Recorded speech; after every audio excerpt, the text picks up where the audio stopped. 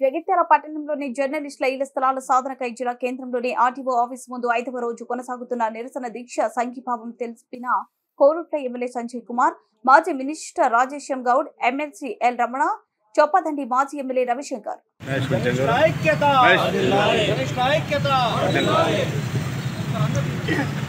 జర్నలిస్టుల ఉద్యమానికి మద్దతు పలికినటువంటి ఎమ్మెల్యే డాక్టర్ సంజయ్ గారికి కృతజ్ఞతలు సార్.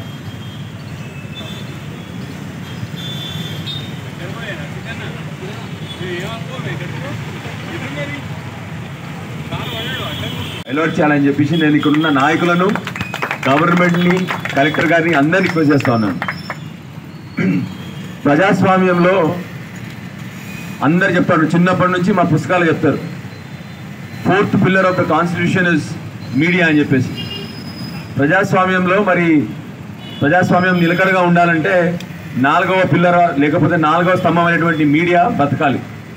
అలాంటి మీడియాని బతికించే మా ప్రెస్ మిత్రులందరూ కూడా ఏమాత్రము వాళ్ళకి హక్కుగా వాళ్ళ ఇల్లు స్థలాలు అలర్ట్ చేయాలి.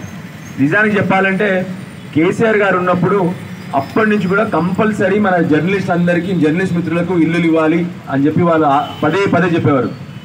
అదే పద్ధతిగా మీ అందరికీ ఒక విషయం చెప్పాలి.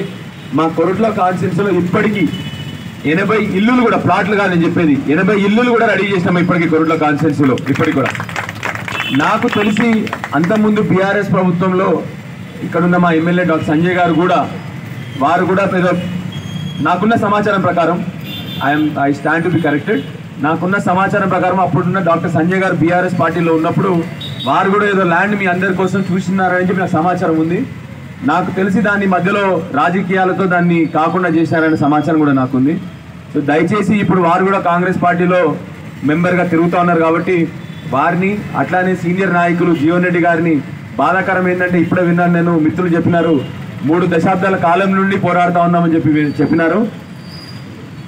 చాలా బాధాకరమైన విషయం.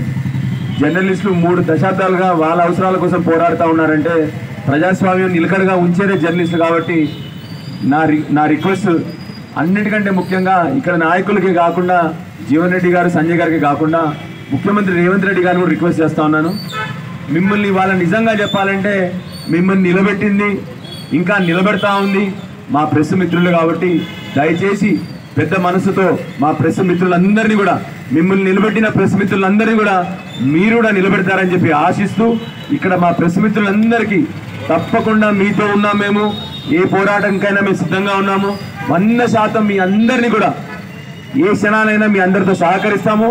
మా బీఆర్ఎస్ పార్టీ తరఫున తప్పకుండా మీరు చెప్తే మీరు తప్పకుండా తీసుకెళ్ళి ప్రెస్ పైన హైదరాబాద్లో కూడా మా ముఖ్యమంత్రి గారికి కూడా వినతి పత్రం ఇద్దాం. మీరు అందరం కలిసి, నేను తప్పకుండా వస్తాను మీ అందరితో.